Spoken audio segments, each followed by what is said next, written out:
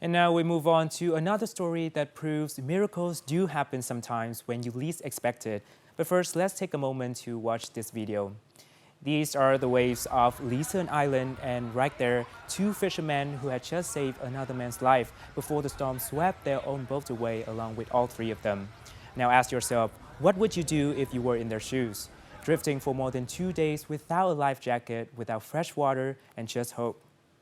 And their hope has been answered.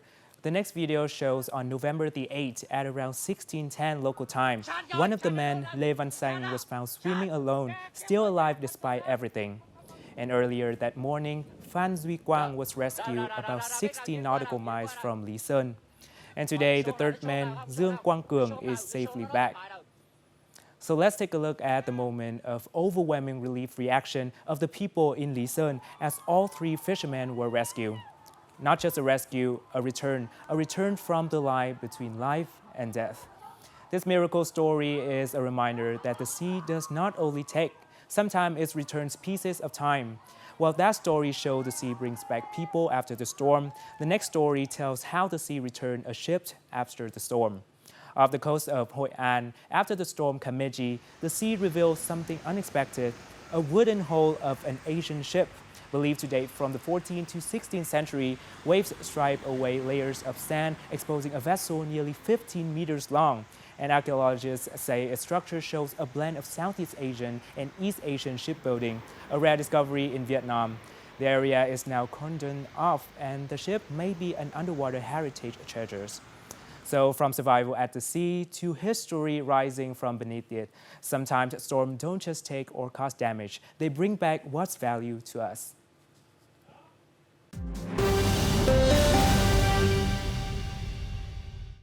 Floodwaters have swept away a key bridge leading to the Hmong village in Ye Kiet commune in Dak Lak province, leaving hundreds of households cut off.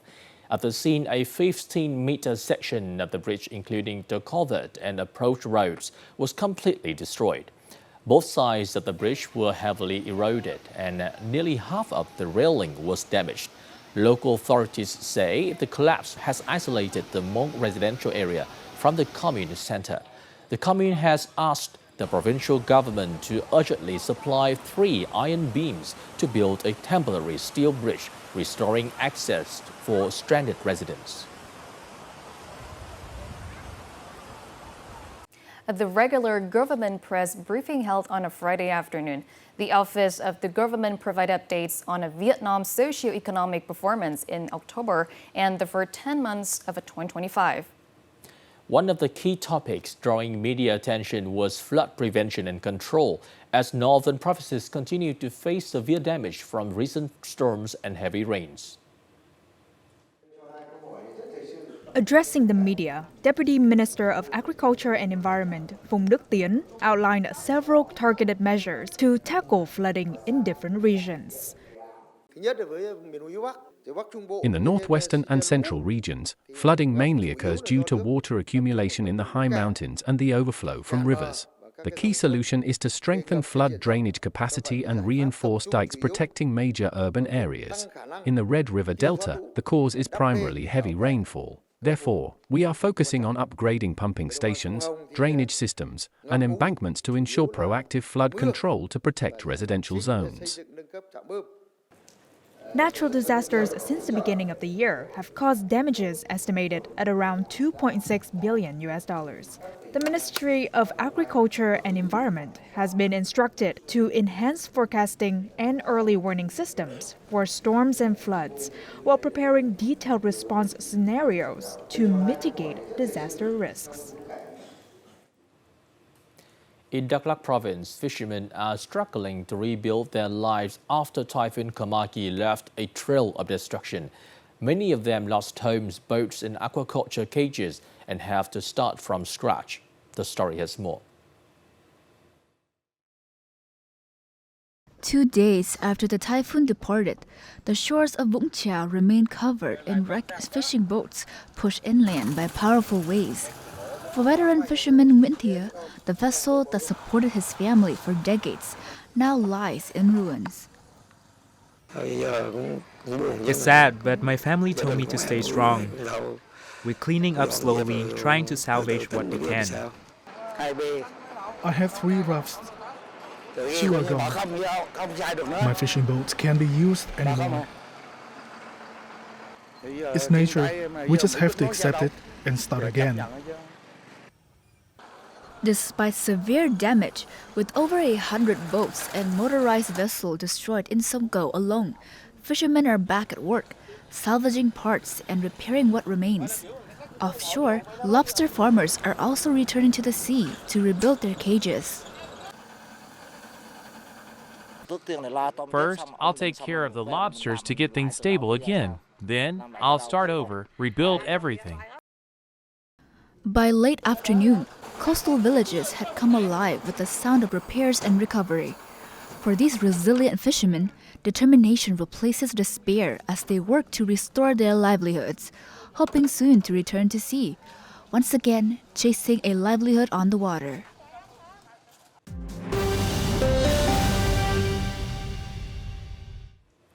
In the Central Highlands province of Dak Lak, local authorities are working hard to help schools in ethnic groups in mountainous areas recover after recent storms and floods. 26 school sites were affected, with 73 classrooms and nearly 1,000 meters of fencing damaged or destroyed. Over the past 2 days, armed forces, teachers, and staff have joined together to clear mud, debris, and fallen trees from the grounds. Power lines remain damaged, but local electricity teams are working to restore the supply. In the meantime, schools are using generators and nearby stream water to clean classrooms and furniture. All students across Dak Lak province are expected to return to class by next Monday.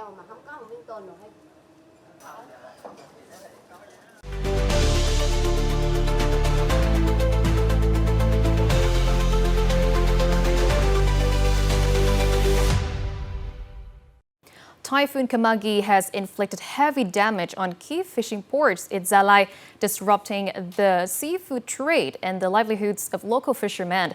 According to the Province Fishing Port Management Board, the Quy Nhon fishing port sustained the most damage, with major facilities affected, from the seafood sorting area to roofing, as well as electrical and water systems. Losses there alone are estimated at around $530,000, including the Daeyi and Nhonli ports. The total damage has reached over $760,000. The typhoon also sank 15 boats, damaged 42 others, and destroyed more than 330 aquaculture cages. Authorities are seeking emergency funding to repair the ports and restore operations as soon as possible so that the trade can resume. Heavy rain and flooding between October 25th and November 3rd have caused nearly $122 million in agricultural losses in Hue City. Hundreds of hectares of rice, corn, and fruit trees have been damaged, while thousands of livestock and poultry were swept away. Authorities are now working urgently to repair the damage and get production back on track. In Visa Ward, Hue City, floodwaters lingered for days, ruining flower gardens prepared for the Lunar New Year and leaving many gardeners facing financial losses. The floods just came and went. There's nothing we could do. Lunar New Year is so close, we can't replant them. Our plants were 3 months old, and we lost about 70 to 90% of them. The roots rotted from being submerged for so long. The floods also hit crops, livestock, and critical infrastructure, including irrigation systems and canals. We urge authorities to support farmers with seeds and livestock to restart production. We also need investment in river embankments to prevent erosion and protect lives and property during the next rainy season. Where the waters have receded, agricultural officials are guiding farmers on drainage and recovery measures, helping restore vegetable fields and aquaculture to reduce losses. We are helping local residents restore fruit trees, fish ponds, and vegetable fields. The government has already provided 130 tons of rice seeds and 3 tons of corn seeds. Timely support with seed, livestock, and crops will help farmers resume production faster and stabilize life across Hue City after the floods.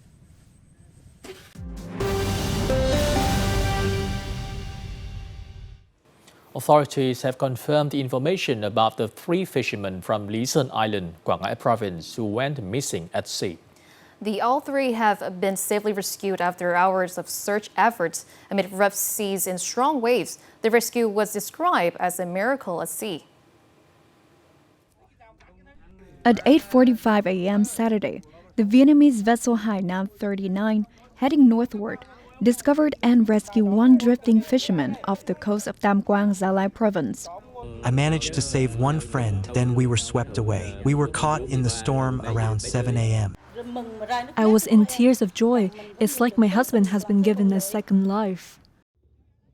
By 4:15 p.m., rescue teams located the 2nd fisherman floating near Hoa Tân waters in Gia Lai province. The 3 of us were still together at 10 a.m., but by just after 10, Cường had disappeared. Incredibly, about 30 minutes later, a fishing boat from Quảng Bình province, returning from Gia Lai waters to Da Nang City, found and rescued the 3rd man, Cường. The extraordinary survival of the 3 Lý Sơn fishermen has brought immense relief and joy to their families and community, marking a triumphant end to long hours of anxious searching.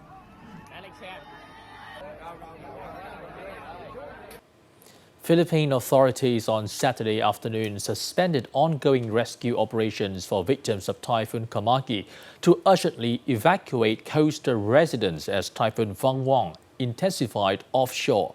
The storm is expected to strengthen into a super typhoon before making landfall, with a radius large enough to cover nearly the entire country.